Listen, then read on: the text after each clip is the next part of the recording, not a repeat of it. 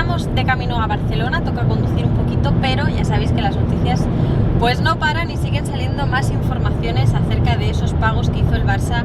a quien por aquel entonces ostentaba ese cargo de vicepresidente del comité de árbitros, Enríquez Negreira, y la verdad que son informaciones que pues cuanto más se da a conocer un poco más turbio parece todo, ¿no? Por comentaros novedades, parece ser o se ha filtrado que hay dos testigos que han declarado en la Fiscalía y que han declarado junto al hijo de Enríquez Negreira que su trabajo consistía en llevar a las oficinas del Barça o enviar a las oficinas del Barça cada vez que iba a haber un partido un sobre con un informe y un DVD en el que se analizaba el perfil y el tipo de árbitro que les iba a arbitrar en el próximo partido, en el siguiente partido, para que el club pues pudiera saber pues lo que comentábamos ayer, ¿no? Qué tipo de perfil tenía ese colegiado, pues si permitía más protestas, menos protestas, etcétera, etcétera. Esto, la verdad que va en sentido contrario de lo que afirmaba el propio Enríquez Negreira, porque si recordáis ayer ya comentábamos que él dijo que no podía aportar ningún informe porque su asesoramiento era verbal, en todo momento fue verbal, no tenía nada por escrito y claro, ya sabéis el problema que hay con las contradicciones, ya sabéis el problema que hay cuando existen contradicciones tan grandes, lo vemos en el caso de Alves cada día, porque la credibilidad de una persona que está siendo investigada cae en picado en el momento que existen contradicciones tan grandes. Al final el hijo de Enríquez Negreira es el administrador de la empresa, Enríquez Negreira, el padre, es el dueño de la empresa y los dos tienen versiones completamente opuestas acerca de este asunto. Uno dice que hay informes por escrito, otro dice que nunca se hacían por escrito, que eran verbal, y al final el problema de todo esto, aparte de estas contradicciones, es también lo que comentábamos ayer, no tanto el asesoramiento que puedes recibir de una empresa externa, sino que ese asesoramiento se haga por parte de quien en ese entonces era el vicepresidente de los árbitros. Este es el mayor problema. Hay mucha gente que pone el foco también en las grandes cantidades de dinero que se pagaban por este asesoramiento, estamos hablando de $500.000 euros al año por este tipo de asesoramiento. Mucha gente lo ve muy exagerado, lo puedo entender perfectamente porque son cifras salvajes, y se ha descubierto, también se ha publicado hoy, que ya no solo es las cifras que se están investigando por parte de Fiscalía de 2016, 2017 y 2018, sino que nos tendríamos que remontar a 2 décadas atrás. Todo empezó por lo visto en 2003, hace 20 años, y dicen que ya no solo son los 1,4 millones de euros de los años 2016, 2017 y 2018, sino que si nos vamos hacia atrás, hacia el 2003, años que han prescrito y que no se pueden investigar, pero que si nos fuéramos hacia atrás estaríamos hablando de 4,7 millones de euros que el Barça habría pagado a esta empresa por este asesoramiento, insisto, desde el año 2003 hasta el año 2018, casi 5 millones de euros por estos informes acerca de los perfiles y del comportamiento de los colegiados en cada encuentro y en cada partido, para que los jugadores y los técnicos sepan a qué se iban a enfrentar, ¿no? Bueno, la verdad es que es un escándalo que va a seguir dando mucho que hablar, es algo que no va a quedar aquí. Hay mucha gente que también está comentando qué tipo de sanciones deportivas se le podría aplicar al Barça. Aquí hay dos vías, está la vía penal, que es la vía que está investigando la Fiscalía por ese posible delito de corrupción entre particulares, y luego está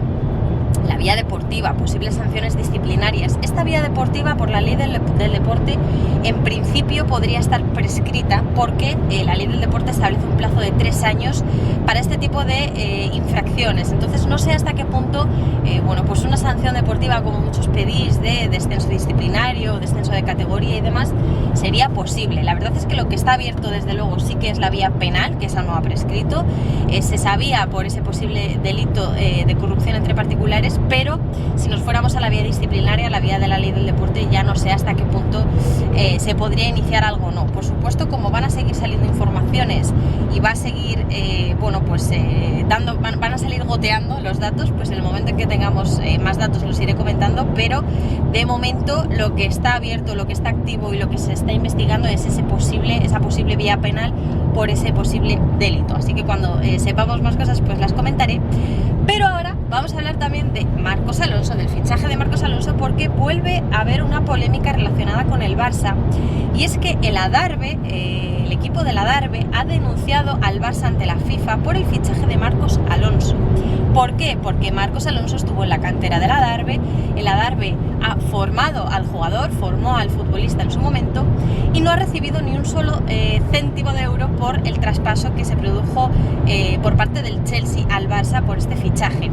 ¿Qué pasa? Que el Barça en su momento lo comunicó como que Marcos Alonso venía libre, era un jugador libre que fichaba por el Barça y no se produjo ningún tipo de compensación, no se produjo ningún tipo de pago por absolutamente nada al Adarve. El Adarve ha dicho, esto es un poco sospechoso porque... claro, Marcos Alonso llega del Chelsea, Aubameyang se va para el Chelsea del Barça y además el Chelsea paga 12 millones de euros. Esto significaría que si fuese una operación separada, es decir, Marcos Alonso va libre al Barça y Aubameyang va libre al Chelsea, el Chelsea solo habría pagado 12 millones de euros por este fichaje cuando su valor de mercado es muchísimo mayor. Por lo tanto, el Adarve considera que no es una operación separada e independiente y que forma parte todo de una misma operación, es un intercambio de jugadores. Si esto es así, si esto fuera así, este intercambio de jugadores es un traspaso y por lo tanto el Adarve tendría derecho a solicitar una compensación por solidaridad. Es un porcentaje por solidaridad que prevé la FIFA para compensar a todos aquellos clubes que forman a los jugadores para que si el día de mañana pues son traspasados a grandes clubes paguen ese porcentaje a estas canteras, entre comillas, que han formado a ese jugador. El Adarve ha presentado esta reclamación ante la Cámara de Disputas de la FIFA, la Cámara de Resolución de Disputas de la FIFA, y será ahora esta Cámara la que tenga que resolver este nuevo conflicto que se le plantea al Barça. Es una más, ya sé que hay mucha gente que me dice que por qué solo hablo de disputas y de escándalos del Barça. Es lo que sale, es lo que se publica, no puedo hacer nada con eso. Pero sí que es verdad que al final se van conociendo más datos y se van conociendo cómo avanza cada proceso. No es una cosa que se me saque yo porque quiera, porque me saque yo de la manga esta información, sino que es una noticia que se expuso ya en el día de ayer, esta demanda que ha presentado, esta reclamación que ha presentado el Adarve para solicitar ese porcentaje por derechos de formación para poder cobrar por ese traspaso de Marcos Alonso al Barça por parte del Chelsea. Y por supuesto es un proceso que va a llevar también su curso, que va a tener la respuesta del Barça. El Barça ahora tendrá que presentar alegaciones y la Cámara de Resolución de Disputas de la FIFA será la que finalmente resuelva quién tiene razón. Se tendrá que resolver si ese fichaje que se produjo por parte del Barça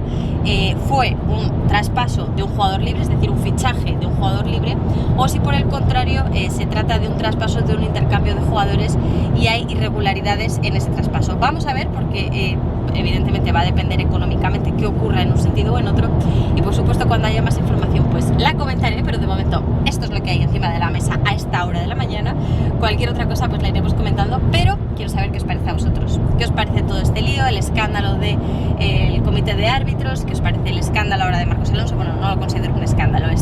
esta irregularidad que se denuncia por parte de la Adarve en ese fichaje. Cualquier cosa, como sabéis, dejádmela en los comentarios y por supuesto dejadme un gran like, suscribíos al canal si todavía no lo estáis.